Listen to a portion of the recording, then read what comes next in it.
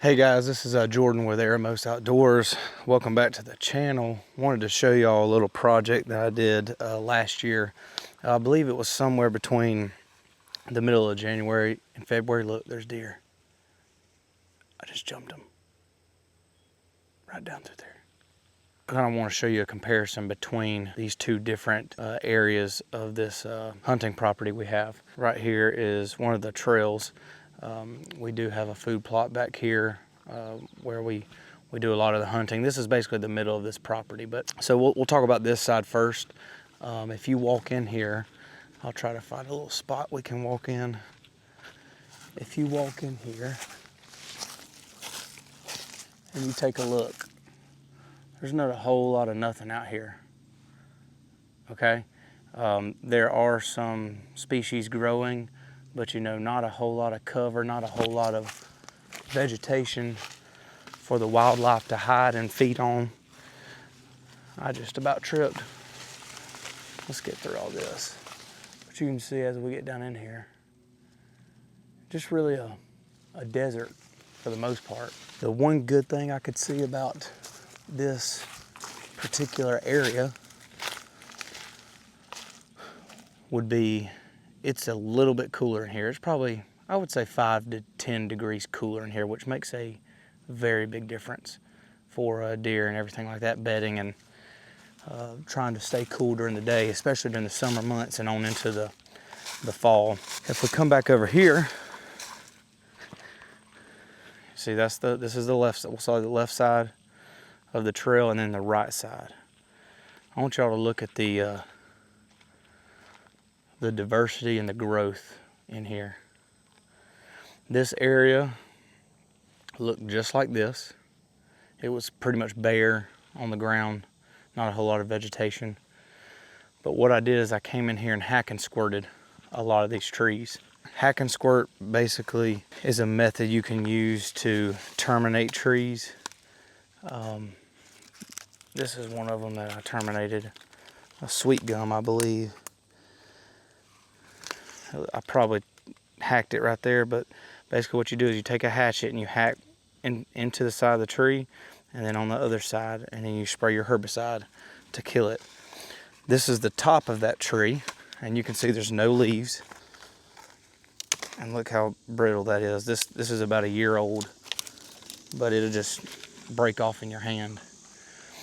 I left some of the pines just to kind of break things up. But terminating all those undesirable trees, you can see right here, here's another one that broke off just in the high winds, but that tree is completely dead and terminated. What that does is that leaves most of these trees standing, but the leaf foliage, once it's fallen and the tree is completely dead, all this undergrowth comes up, and you can see how tall that is. We'll go down in here a little bit and I'll try to look back up at my truck and get a different perspective on how much growth and food this is. All right, I've walked down, I'm probably 40, 50 yards from the truck. We're gonna just walk right down in here, not far.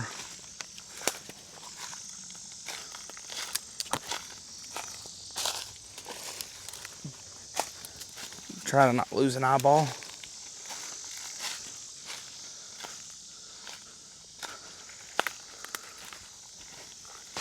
And I'll show you what a deer's perspective is.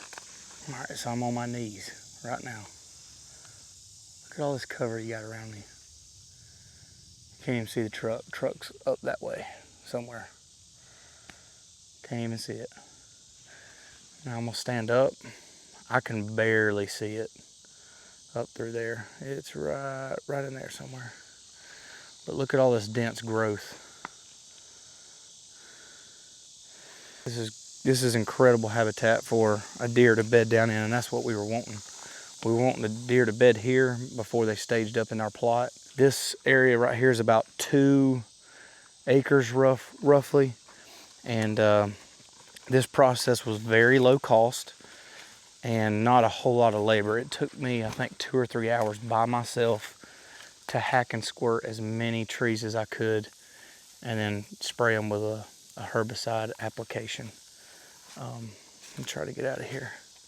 So you can do habitat improvement like this without big equipment.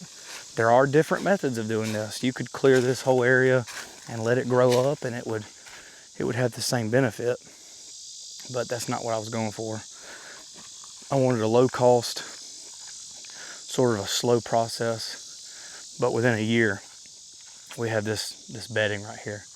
You can see all these trees. Look at the tops, broke out of them. Completely broke out. Here's one that I hack and squirted. Look how brittle that was. Dead. Completely dead. Let's see, you might be able to see some of my hack and squirt. Yep, you see right there? That's where I hacked it. Another hack on this side. And you spray your herbicide application. I used a mix of full strength glyphosate and about 10 or 20% imazapyr, and it completely knocked this out. I did wear gloves. Y'all don't have to worry about any of the contamination. Another benefit to this area compared to the one on the left, the one on the left is keeping deer cool right now during the summer. They're obviously cooler in this because there's more shade, but let's think about late season, you know, hunting season. I don't really care about what they're doing right now during the summer, but during hunting season, this area is getting full sunlight and it's got nothing but cover. So when the deer are cold, after they get a full belly in the food plot, they're gonna come here and bed down in the full daylight sun until it's time to get up and eat again. This is the growth from me doing this back in 2024. It's 2025 now. One way you can speed this process up is after you do your hack and squirt, you can come in here and bush hog a lot of the small saplings if you wanted to, and not worry about having to terminate them. They will flush back most of the time, but that's not a problem because we're gonna continue to kind of manage this area. It's never too late to start working on your hunting property. Try to get outside and learn some things. You know, I've learned a lot from Grant Woods and the Land and Legacy guys and some other people, but this is one of the things they talk about is creating deer habitat and bedding. So I got two different kind of phases I'm working on, but this was a good test. Super cool to see it kind of come together.